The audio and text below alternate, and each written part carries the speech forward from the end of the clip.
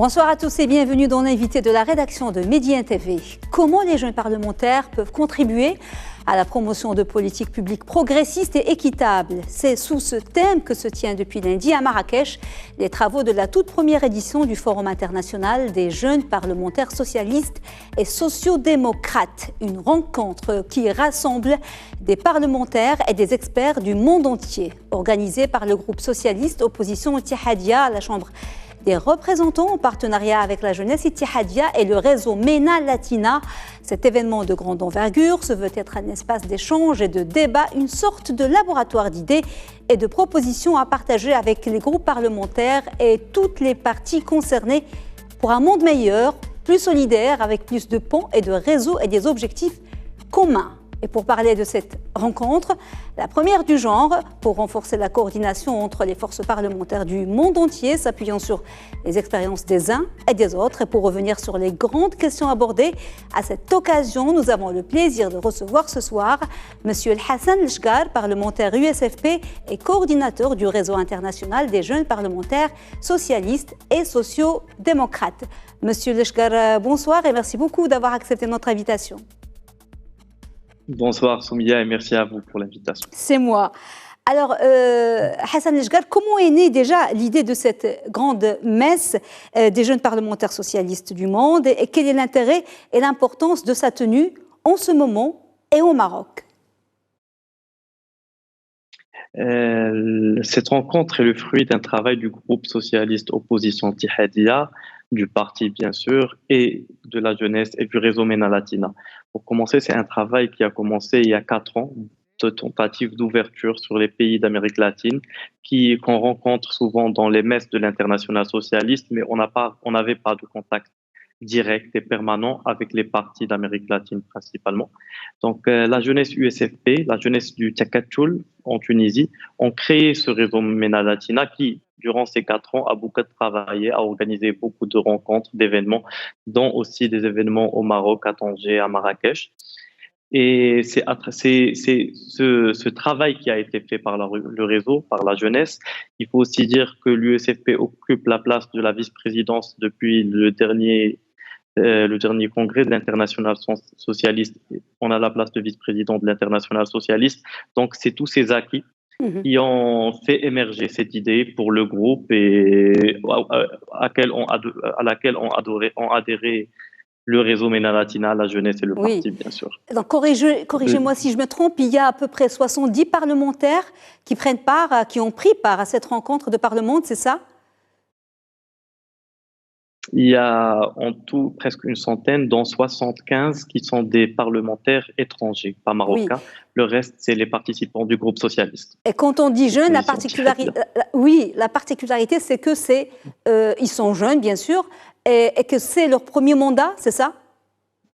Pas forcément? Pas nécessairement, pas forcément le premier mandat, parce que la définition de la jeunesse peut différer, mais souvent il s'agit de personnes qui ont moins de 40 ans. Oui. Les plus jeunes ont la début vingtaine. Il y en a, c'est leur premier mandat.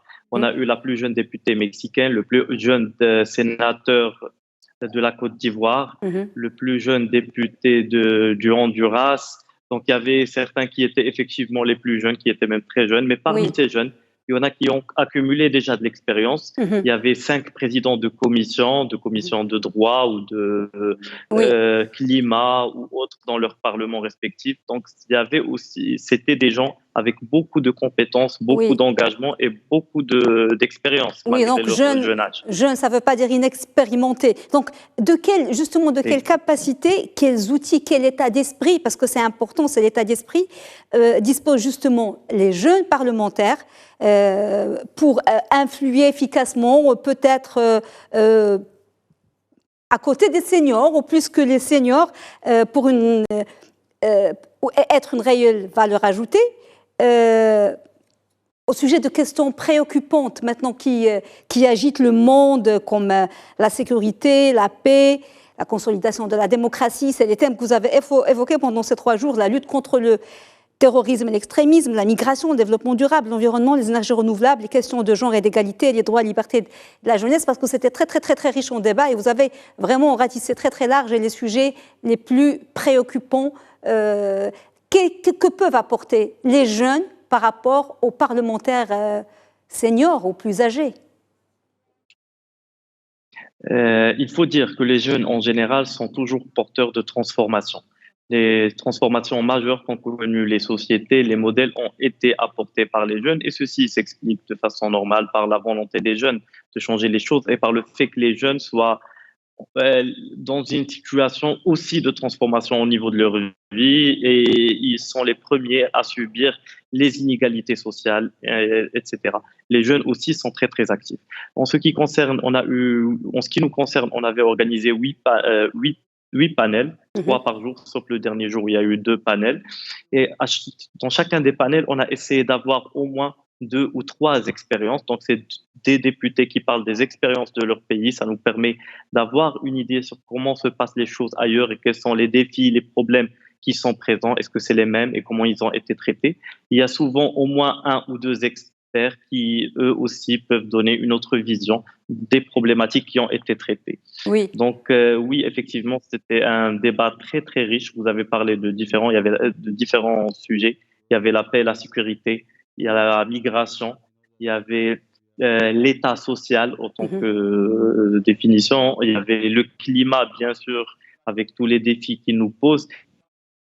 Et ce qui est aussi agréable, c'est que dans cette grande famille de gauche, même si on est très éloigné géographiquement, on ne se connaissait pas nécessairement, on se retrouve, on finit par avoir plus ou moins la même vision, qui est une vision qui est une vision qui veut aller de l'avant, qui veut aller de l'avenir. Et nous avons aussi de la chance qu'au niveau du Maroc, dans ces différents sujets, nous sommes quand même assez avancés ou bien nous avons entamé des réflexions sérieuses, que ce soit par le climat, la migration, la paix, la sécurité. Souvent, c'est des sujets où l'État marocain, en général, avec des initiatives souvent portées par Sa Majesté, a entamé des transformations importantes. Oui. Et je pense que ça a été aussi l'occasion... Pardon. Oui, je vous en prie. Non. Je me disais, est-ce que ce n'est pas aussi une initiative pour un petit peu resserrer les rangs de la gauche et la remettre au devant de la scène, parce qu'on voit qu'à travers le monde, les partis socialistes ou les partis sociodémocrates sont en perte de vitesse en faveur des partis d'extrême droite dont on a vu la montée un peu partout dans beaucoup de pays d'Europe. Est-ce que c'est important aussi cet aspect-là? Effectivement, c'est très très important. Je dirais que la gauche est toujours attendue. C'est ce qui revient un peu souvent. La gauche est attendue par les populations parce que la gauche ramène toujours, elle est porteuse de ces transformations, elle ose les nouveaux sujets, elle est souvent progressiste et réformatrice. C'est pour cela que souvent, on attend beaucoup des partis de gauche. Il faut dire qu'il y avait presque pratiquement, sinon plus, de partis de gauche qui sont au gouvernement. Parce que aussi, contrairement à ce qui se dit, les partis de gauche continuent à être très, très présents. Et l'idéologie de gauche, l'idéologie de gauche, progressiste, socialiste, social-démocrate, a beaucoup d'avenir devant elle parce que les derniers événements nous montrent clairement qu'il faut revenir au bon sens. Malheureusement, comme vous l'avez dit, l'extrémisme se développe un peu partout dans le monde et ces idées trop extrême, l'extrémisme nationaliste, l'extrémisme, quelle que soit sa forme, religieux ou autre, fait sentir qu'on est dans un climat d'avant-grande guerre. Et c'est ce qu'il faut éviter à l'humanité. Justement, vous avez parlé d'un climat d'avant-grande guerre. Nous vivons un contexte particulier à l'international, marqué par un manque de visibilité, marqué par des chamboulements géopolitiques, géostratégiques, de nouveaux paradigmes, une inflation galopante un peu partout, et des taux de chômage élevés, et les jeunes sont, bien sûr, aux côtés des femmes. Bon, les jeunes, peut-être une des catégories les plus impactées par ce contexte. Évidemment, les jeunes, les femmes, les enfants sont très, très impactés par ce contexte général, mais cela nous fait... En fait, il y a eu un appel à tous les dirigeants de la planète, aux Nations Unies principalement, à prendre les choses un peu plus sérieusement et revoir ce cadre de coopération globale que sont les Nations Unies pour un nouveau contrat qui nous lie tous, mais avec une nouvelle façon de faire. On n'est plus dans le climat de l'après-guerre, donc les États sont souverains, les États doivent avoir leur intégrité territoriale et on doit respecter la façon de faire l'évolution de chaque État. Mhm. Alors, Et parce que il y a quelque... Pardon, allez-y. non, finissez, je vous prie, monsieur, je garde votre idée. Parce qu'il y a quelque chose qui revient chez les partis de gauche, même des pays développés, c'est qu'au final, un des problèmes actuels, c'est qu'il y a une incompréhension due à un moule où a voulu nous mettre l'Occident ou bien certains pays développés à un moment donné et qui a été imposé un peu à tout le monde d'une certaine façon. Et malheureusement, c'est avec ce moule qu'on a fait des catastrophes dans le monde, surtout dans les années 80, après les années 90. On se rappelle tous de la guerre de Yougoslavie Oui. et qui n'a rien résolu à la fin. La guerre en Afghanistan et on voit comment ça a fini. L'intervention au Mali et on voit comment ça a fini. Donc finalement, au nom de guerre juste, on a détruit des régions et des zones. Oui. Qu'est-ce qui donne la justice à une guerre? Aucune guerre n'est juste, il n'y a que la paix qui est juste, il n'y a que le respect mutuel entre les nations et le travail commun pour le bien-être des populations dans le monde. Oui, alors je vais citer une déclaration du premier secrétaire de l'Union socialiste des forces populaires, Monsieur Leshgar.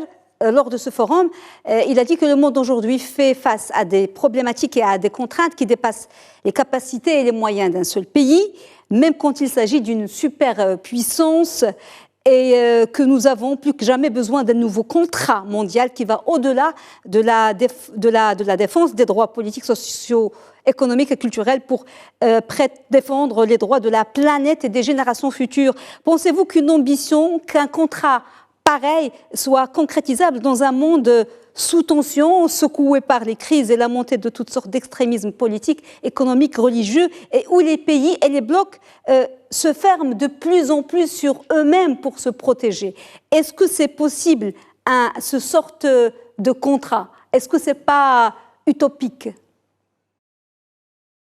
On ne pense pas que ce soit utopique, ça commencerait par une révision des fonctionnements, des objectifs, des façons de le faire au niveau des Nations Unies. C'est pour ça que dans notre déclaration finale, nous avons appelé à faire ça et nous espérons que cela pourra se faire avant d'atteindre des niveaux catastrophiques. Vous avez parlé des risques majeurs, il y a les risques de cette incompréhension de la géopolitique internationale avec ce qui existe, mais il y a aussi des risques climatiques très, très sérieux qui doivent être pris très, très sérieux et on subit déjà tous les conséquences. Donc, à un moment donné, il faut bien ouvrir les yeux et commencer ce changement, sinon, ce sera encore plus difficile pour les générations à venir. Oui, alors, nous pensons que c'est possible et c'est de notre travail, c'est notre mission, une des missions de ce nouveau réseau, c'est de plaidoyer dans ce sens. Oui, vous le faisiez avant, mais pas avec autant de synergie qu'il faut, pas avec autant de ponts. Peut-être que maintenant, ça va être différent. On va en parler. Donc, avec ce premier forum, vous avez jeté les bases. Et comment comptez-vous justement agir concrètement pour être une véritable force de proposition et de changement des politiques publiques? Vous êtes-vous mis d'accord sur un plan d'action pour converger vos actions? Et quelles seront les premières grandes priorités ou actions après ce premier forum? Après ce premier forum, nous avons aujourd'hui plus de 75 députés qui étaient présents étrangers, plus les députés marocains, qui constituent la base de ce forum. Nous allons nous séparer en comités par continent. Et au niveau de chaque comité, on va travailler sur des thématiques bien précises pour pouvoir justement apporter des réponses nationales, régionales et mondiales en même temps. Et aussi, on va travailler à préparer à partir de maintenant un prochain forum en essayant d'élargir au maximum la participation. Vous savez, la spécificité de ce forum, c'est que c'est un forum de parlementaires. Et les parlementaires, de par leur fonction, sont aussi des faiseurs de politique publique. Et oui, ils peuvent avoir une grande influence dans leurs pays respectifs. Nous avions des parlementaires d'Europe, d'Asie, d'Afrique, d'Amérique latine.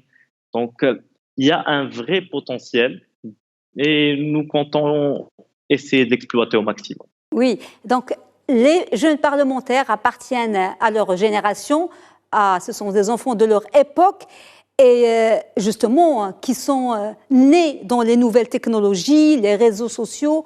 Comment justement comptent-ils, ces jeunes parlementaires, mettre à profit ces nouveaux outils pour fédérer autour des dossiers cruciaux dont on a parlé, comme ceux liés à la justice sociale, l'environnement et l'égalité des sexes ou autres? Est-ce que les nouvelles technologies seront au cœur ou l'un des piliers de votre travail?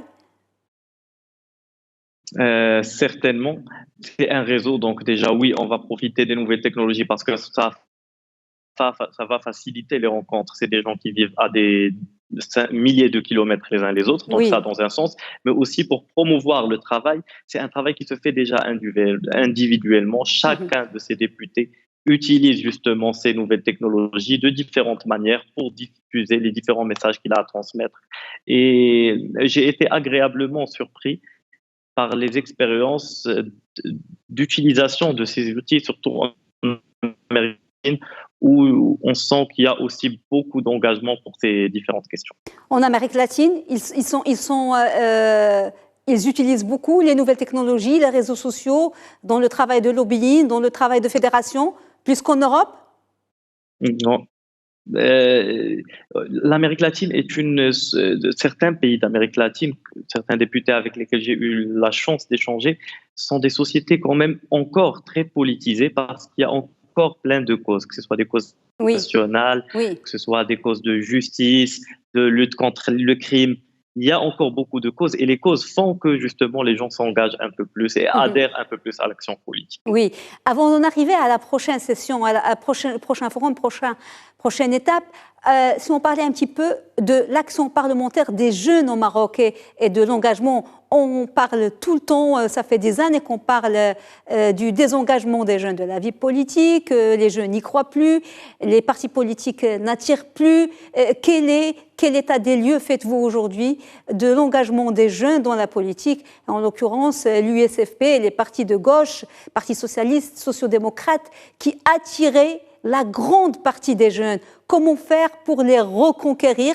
Parce qu'il y a un désamour. Ce n'est plus les années 80 ou les années 70. C'est différent. Comment justement redonner confiance à ces jeunes? Déjà, les jeunes, ils sont très politisés aujourd'hui, contrairement à ce qu'on pense. Malheureusement, ils ne sont pas actifs politiquement et ils ne croient pas nécessairement aux structures traditionnelles.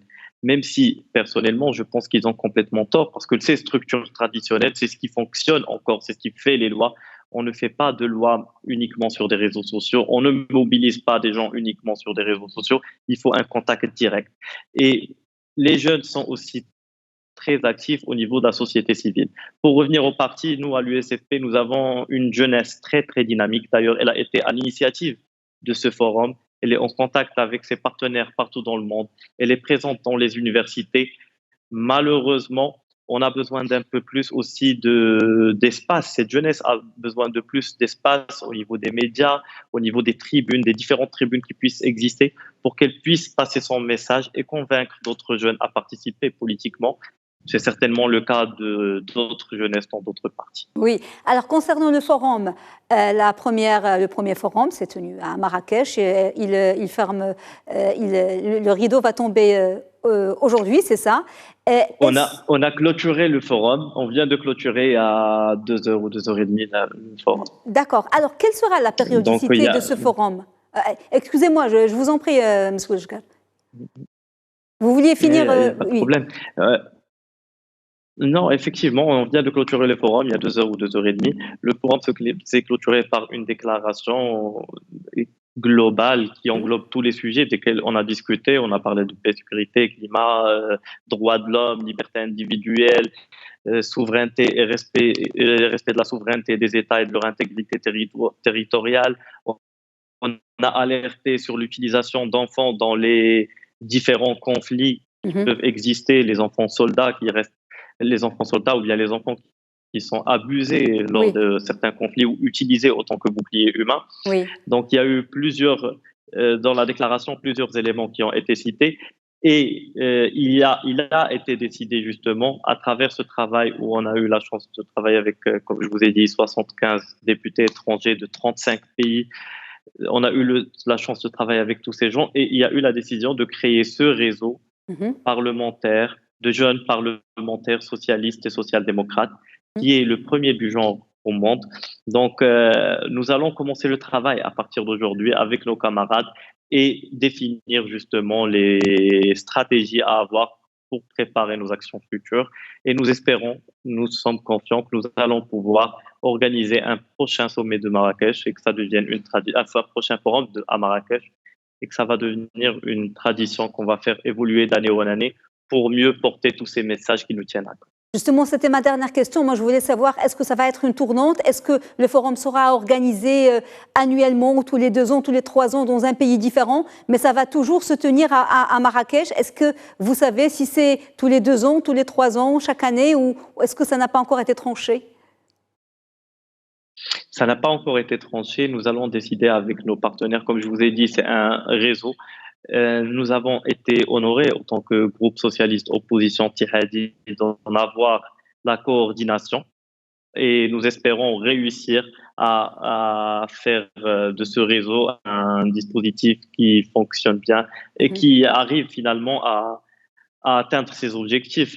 C'est un réseau qui inclut tout le monde, qui inclut tous les parlementaires des 35 pays qu'il y a eu. Ça a été fait par consensus et je crois que ça a été permis parce que il y a eu un grand travail de l'USFP, mais aussi parce que le Maroc est un pays qui a réussi beaucoup de transformations, qui a une très bonne image à l'étranger.